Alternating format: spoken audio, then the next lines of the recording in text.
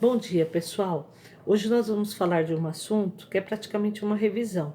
Nós vamos ver ele com um outro conceito, com o mesmo conceito com uma outra nomenclatura, tá?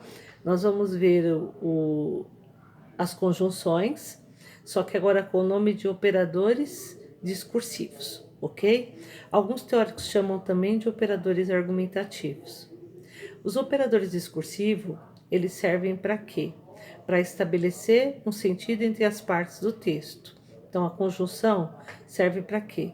Para fazer uma ligação entre orações, tá?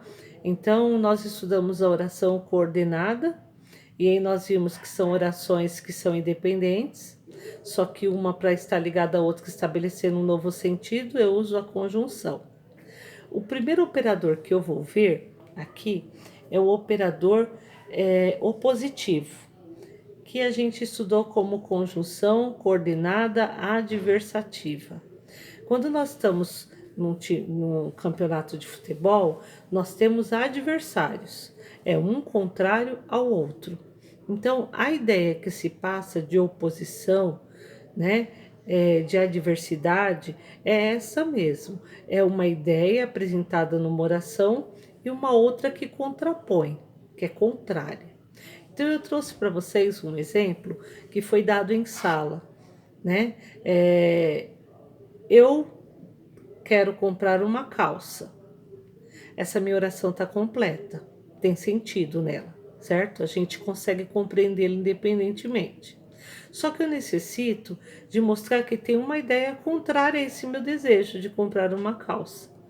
E qual a ideia? Eu não tenho dinheiro.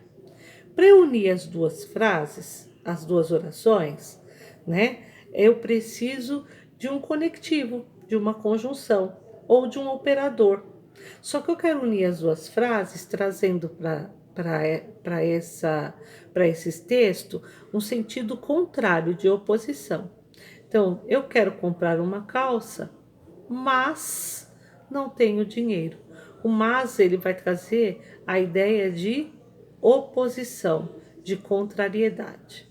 Então, nós temos assim, operadores de oposição são aqueles que interligam ideias que se contrapõem.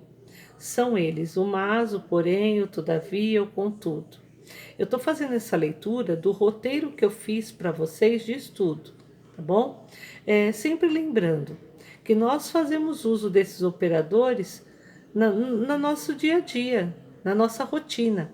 Só que nós não fazemos ideia do significado deles e a gente utiliza com propriedade. Então, o que eu peço para vocês? Observem no dia a dia o uso desses operadores que nós vamos estar mostrando aqui. Por quê? Porque não adianta estudar teoria sem atrelar a prática. Então, eu tenho que saber, quando eu quero mostrar uma ideia contrária do que eu disse anteriormente, uma contradição, eu vou usar o mas. E eu faço isso com certeza o tempo todo. Você fala para o seu amigo assim: eu ia jogar bola, mas minha mãe não deixou. Então, a ideia contrária é outra. Então, é isso que eu tenho que colocar em mente, tá? E os operadores discursivos, argumentativos, eles estão tão presentes na nossa vida porque nós somos seres argumentativos. O tempo todo a gente defende um posicionamento, tá ok? Então, operadores de oposição é que exprimem uma ideia contrária. Então, um exemplo assim, eu gosto de sorvete, mas estou gripado. É uma ideia contrária. Por quê? Porque o sorvete ele é gelado, né? Então eu tenho que ter em mente o porquê, né? Qual é a contradição que está sendo apresentada aí? Ah, professora, mas para mim isso não está evidente.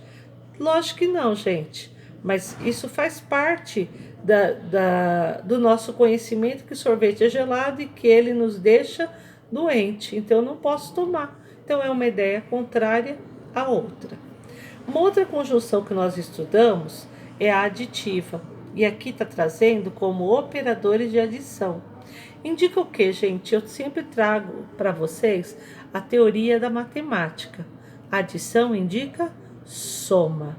Então eu tenho soma de ideias, uma ideia que complementa a outra.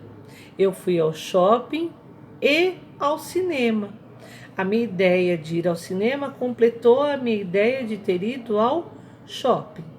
Então, operadores de adição tá aqui assim, são aqueles que aglutinam trechos com sentidos complementares. Uma ideia completada pela outra. Então, eu não só vou ficar aqui na escola, mas também vou ajudar a professora Carla. Então, é uma ideia que soma a outra, complementa a outra, tá bom? A ideia de ficar na escola e a ideia de ajudar a professora. Uma completa o sentido da outra. A operador de conclusão foi a conjunção conclusiva. É aquela que indica consequência, tá? Então, eu falo assim, ó. Eu não estudei. Qual é a minha consequência de não ter estudado? Por isto, reprovei. Tá? Eu mostro a consequência do meu ato, certo? Eu não lavei a louça, por isso estou de castigo. Por isso é uma conjunção conclusiva, tá bom? Então, quais são as conjunções conclusivas? Nós temos o logo, o portanto, o então, o assim, o enfim, consequentemente, o por isso, por conseguinte. Então, por isso indica a consequência do meu ato. Se eu não, minha mãe saiu de casa, mandou eu lavar a louça, meu amigo bateu no meu portão, pediu para eu jogar uma bola na rua e disse que eu não podia. Por quê? Porque eu estava de castigo. Aí eu falo pro meu amigo pergunta, por que você está de castigo? Né? Eu não lavei a louça, por isso estou de castigo. Então, é a minha consequência, tá ok? Eu passo uma ideia conclusiva. Eu concluo. Eu falo a consequência daquele meu ato. Eu concluo a minha ideia central. Então, são aqueles que denotam uma conclusão em relação ao que foi dito anteriormente. Os operadores de explicação nada mais são do que as conjunções explicativas, né? Eu passo uma explicação do que aconteceu antes. Então, eu não fiz a prova, eu vou explicar. Pois estava doente. O pois introduz uma explicação, tá?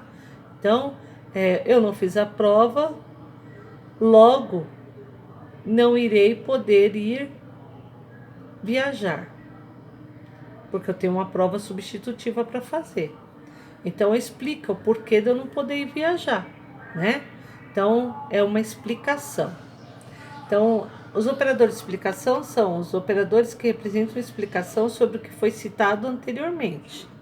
O exemplo que tem aqui é: eu não posso comer lasanha, pois tenho alergia ao queijo. Então, o pois, o porquê, o que, o porquanto são conjunções explicativas, tá ok? O mais diferente, que não tem dentro das conjunções coordenadas, são os operadores de conformidade. Eles fazem a introdução dentro de um texto argumentativo, normalmente da fala de um especialista, né, no discurso direto. O discurso direto do texto argumentativo é diferente do discurso direto do texto narrativo. No narrativo eu trago a fala do personagem. No dissertativo eu trago a fala de um teórico, de um especialista. Para quê? Para reforçar a minha opinião. Então, quando eu faço um texto dissertativo, o que eu apresento na ideia central, eu preciso argumentar, porque eu preciso convencer o meu leitor da ideia apresentada por mim, do meu ponto de vista. Então, eu trago para dentro do meu texto a fala de especialista. Então, eu falo assim, ó, segundo Freud, psicanalista, aí eu trago a fala dele, né? Conforme Machado de Assis, um literário, aí eu trago a fala dele. Então, quando eu trago, né, a fala de um especialista para o texto, para me dar suporte no meu argumento, para ele ficar mais persuasivo e eu convencer o meu leitor, eu uso os operadores de conformidade. Então, são aqueles que fazem referência a algo ou alguém. São eles: conforme, como, segundo, consoante, de acordo com, etc. Bom, pessoal, eu dei uma breve revisão do que a gente já tinha visto dentro de sala, tá? Vocês receberam o segundo volume 2 da apostila do governo, que se chama Aprender Sempre, na página 6. Vocês têm os exercícios 4, 5 e 6 para fazer. Eu estou fazendo o envio do roteiro de estudo e eu necessito que vocês, ao fazer a atividade, façam com responsabilidade, ouçam o vídeo e consulte também esse roteiro, porque vocês agora estão sozinhos, vocês são autodidatas, vocês estão aprendendo a estudar, essa é a verdade, tá ok? Então, boa sorte. Se houver necessidade, pode me consultar, pode perguntar via WhatsApp. E espero que vocês tenham revisado, revisto aquilo que a gente já falou dentro de sala, tá bom? Um beijo.